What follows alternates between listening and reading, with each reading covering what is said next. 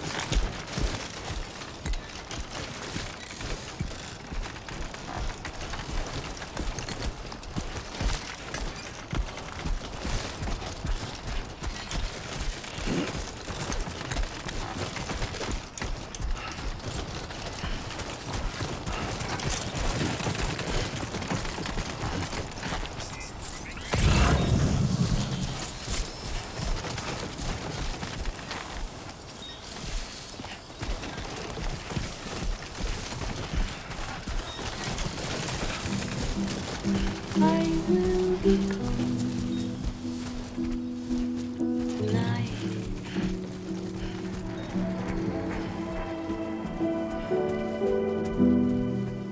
to worry about.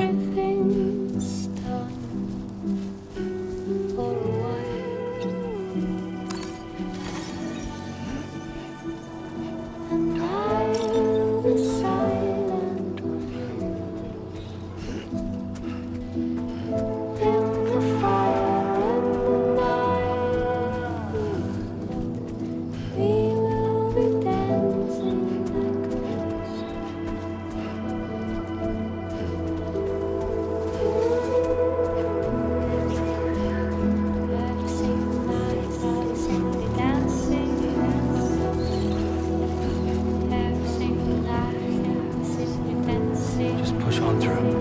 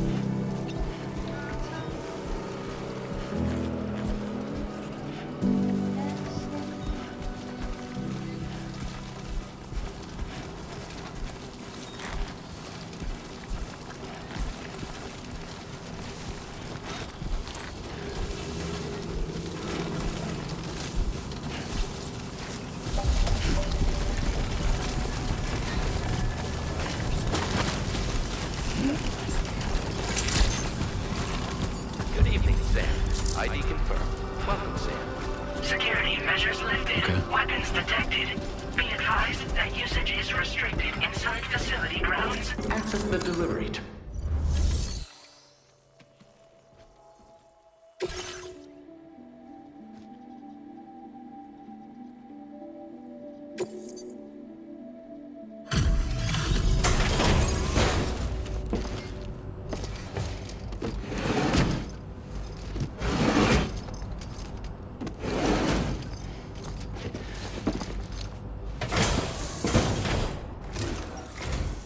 Long time no see, Sam. Though, having said that, I realize you probably don't recognize me like this. Anyway, why don't you let me take a look at your orders?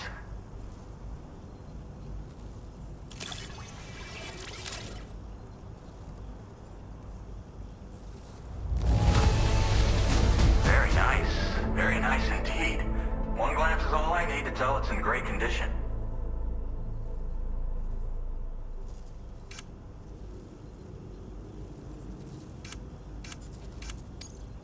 Oh, picked up some lost cargo, I see. Should be a nice surprise for someone. We never doubted you'd show. Reliable as ever. A man you can count on. We're ready for you to link us up with your Cupid. Once you do, you'll have fulfilled your objective of bringing the entirety of Mexico onto the chiral network.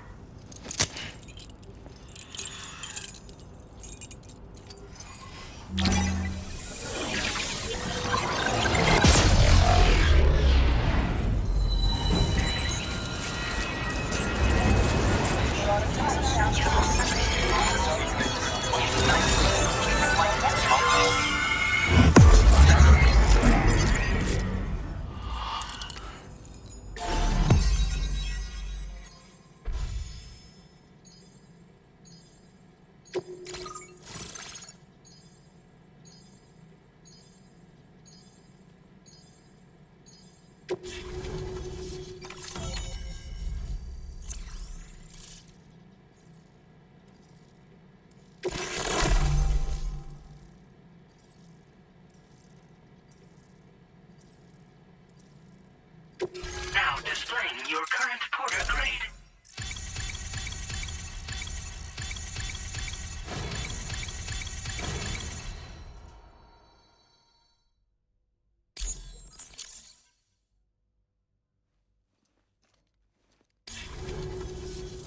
So, Sam, don't suppose you remember who I am? The name's Alex. I used to work at the weather station back in the UCA. I was a Bridges employee, reporting directly to Deadman. So, when I was offered the opportunity to collaborate with him here, studying the Death Stranding and BTs, I jumped at the chance, and here I am. And now, you're here too. You actually couldn't have come at a better time. Shortly before your arrival, chiral density levels started to climb, hitting significantly higher ranges than before.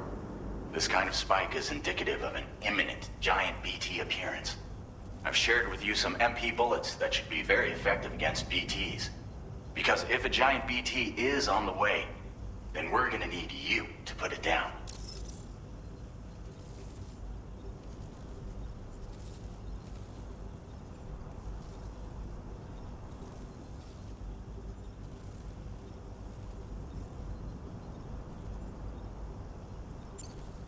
Well, the delivery you were kind enough to bring us contained a shipment of MP bullets that have anti-BT properties. This ammunition will turn your average assault rifle into a BT killing machine. You can also fabricate blood grenades if you want to keep a few on hand. Before you head back out, review your options and requisition any weapons you think you might need. We've set aside a ton of extra materials just for this purpose.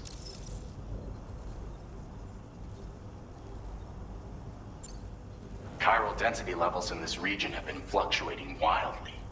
We've been seeing a lot of gatequakes and seismic activity as well. It's almost certainly related to recent shifts in the tar currents. Our analysis of these anomalies has led us to believe that the arrival of a giant BT is all but imminent. What the data doesn't tell us is exactly where it might appear. Our chiral monitoring equipment just wasn't precise enough to zero in. Now that you've connected us to the network, though, we should be able to make more accurate predictions. We seriously owe you. It's hard to know when this giant BT is going to appear. So for now, you should rest up in your private room and prepare for a potential fight. That's both mine and Deadman's recommendation. We'll keep you posted, Sam.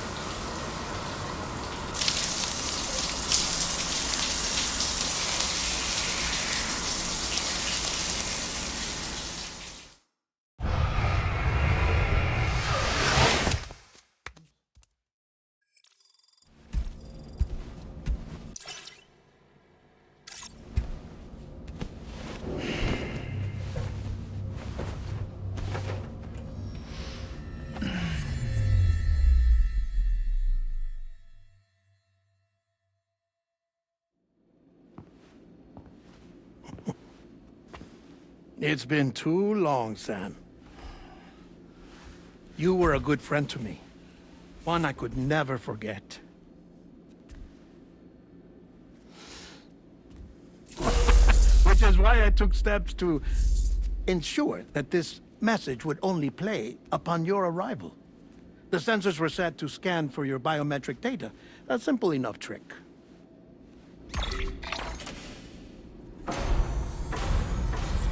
Now, this was originally a geophysics laboratory established for the study of earthquakes.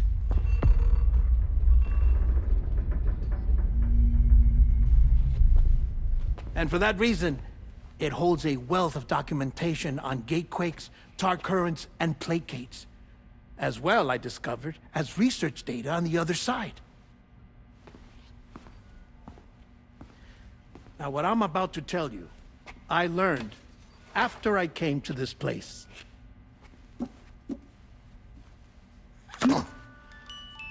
Imagine that this is the lab. Though it's relatively close to the northern tip of South America, the continent is entirely cut off from us by a tar belt. And so we have no idea what's going on down there. Nor do we know the state of any continent other than our own. The researchers here were trying to establish contact with the rest of the world. They were well equipped to do so, as the facility had once been used to launch research satellites.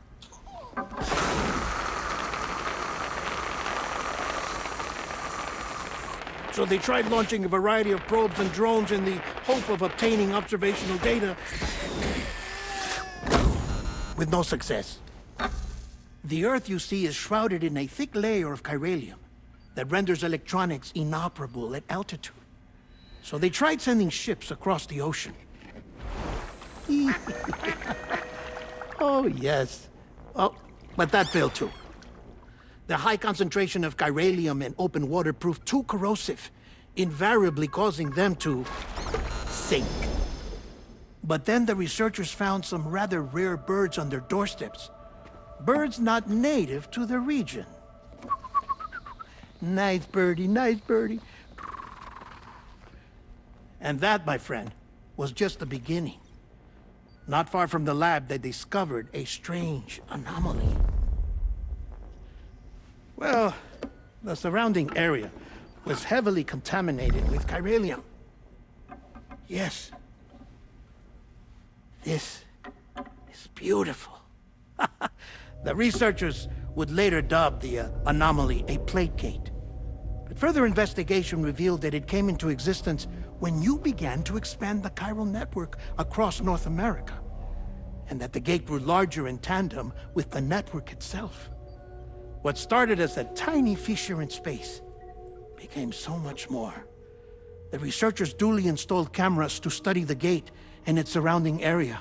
Now, to their surprise, they caught footage of some unusual marsupials.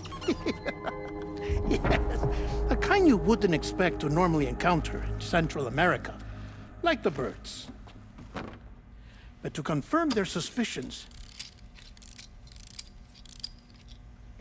they sent an autonomous robot through the gate.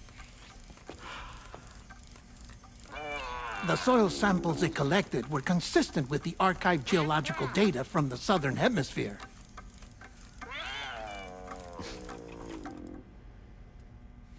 Not long after, several men and women came through the gate. They spoke English, and they confirmed that they had indeed come from faraway Australia.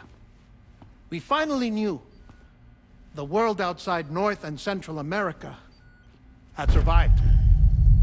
Ours was not the last bastion of humanity, but Australia had suffered the death stranding too.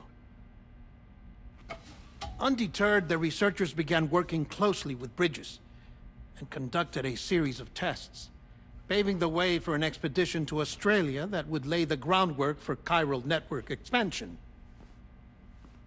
After they had first installed surveillance equipment, that is, so that the gate could be monitored from the Mexican side, a necessity to this day as Australia is not yet connected to the chiral network. The UCA may not have dreams of conquest and control, but they aren't about to let just anyone use the gate. Indeed, that's one of the reasons they were so determined to connect Australia to the network in the first place.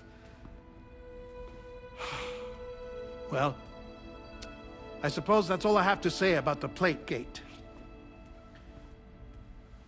There's something else that I need to tell you, though.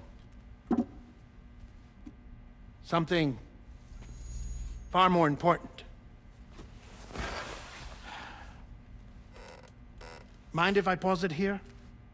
I have to go take a shower. Gate quake detected. Sam, a gigantic BT just showed up outside. We're prepping weapons for you now. Access the terminal up top and take whatever you need. We're counting on you.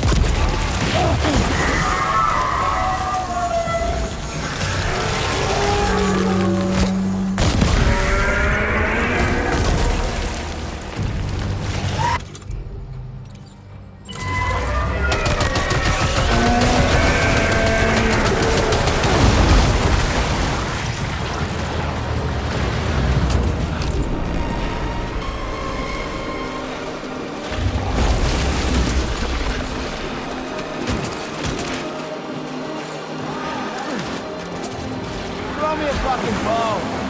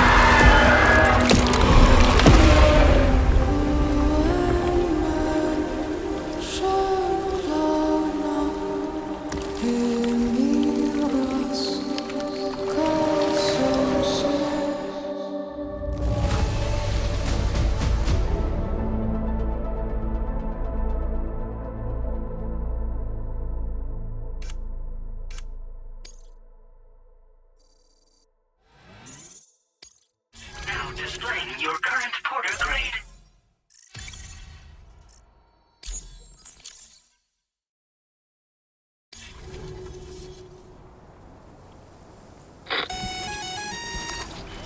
Sam, this is Alex. You did it!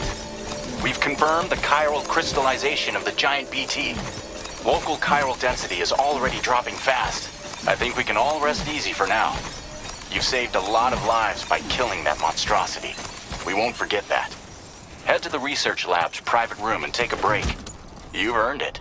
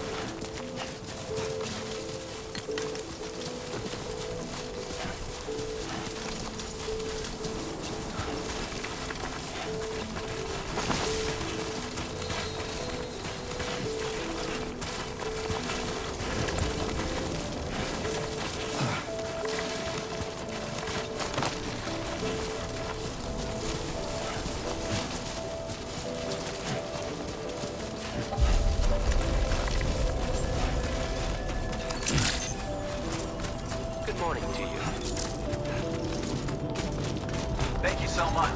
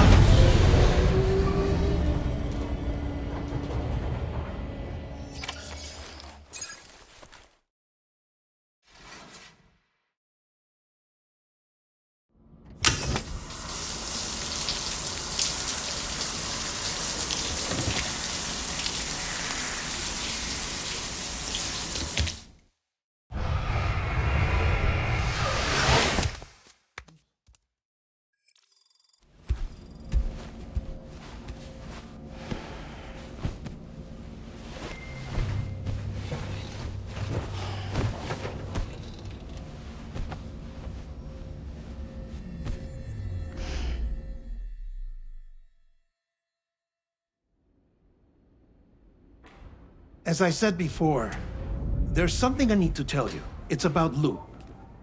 You see, after you left Bridges, I decided to do a little digging into BB-28's past. That is, Lou's. I found the BB decommissioning records. Now, according to them, BB-28 was flagged for disposal and subsequently incinerated 4 years ago, long before you and Lou first met. That's BB-28? This is the child officially identified as BB-28. But if you look closer, Sam, you see at once that it can't possibly be Lou. Right there at the elbow, where the birthmark should be. Nothing. Which means we have another BB-28 on our hands. The one with whom you memorably went west and back not so long ago, that is Lou. Per regulations, the serial number assigned to each BB was unique. No two units should have ever been assigned the same one. I've cross-checked the details with the most up-to-date entries in the UCA database. And indeed, there is no reason to believe BB-28 survived. All of which can only mean, Sam, that the bridge baby you carried with you on your journey across America, Lou, was never recorded in the official database. So, where then did Lou come from? Right now, your guess is as good as mine. But as worrying as that sounds, this could actually be to your advantage, since it's functionally impossible for the UCA or Bridges to track a BB of which they have no record. Which is lucky, because if they did know about a BB that could live and grow outside the pod, they'd want to secure it for study.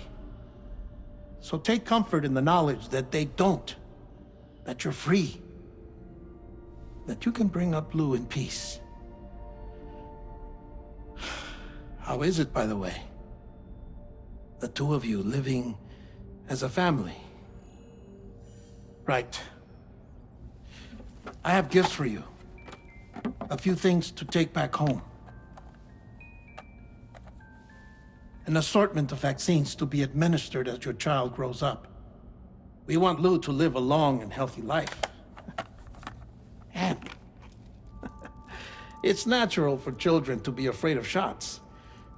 Maybe this will help put Lou's mind at ease. A token of my affection.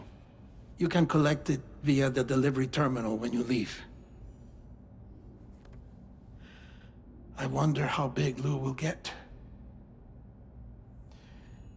Anyway, there's one more thing I wanted to share with you. As you know, everyone is meant to go to their own beach when they die. But unlike most people, I wasn't born from a mother. I was born from an artificial womb. Transplants provided the organs I never had. I was incomplete and had no beach, I believed. But I wasn't about to accept that. I went back home to study the Ha and Ka and the beach. I threw myself into my work, Sam. I tried. But I think I've done all that I can. In the end, I'm still a patchwork Frankenstein's monster. One that's just about worn out. As a doctor, I can tell you, I don't have long left. So I've devoted my remaining time to research. That's why I'm here, Sam. Where I can focus on the beach. There's so much data here, Sam. On beach formation, jumping via beaches, the relationship between the beach and plate gates. All the evidence you could ever wish for. Not enough to solve every mystery, perhaps, but enough for me to make an incredible personal discovery that I have a beach after all. It doesn't matter how I was born. I have lived as a human. And thus do I possess a beach like any other. I am not a machine, but a person with a Ha and a Ka and a beach to go with them.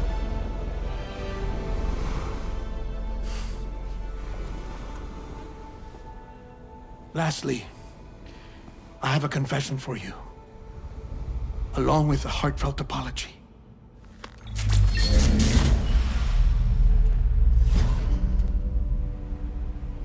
I told you once that I didn't have dooms. But that's not actually true. Not that I was lying, you understand. I just didn't know. It was only after I found my beach that I realized. Chiral allergic reaction. I can feel it getting closer. I'm off to the beach.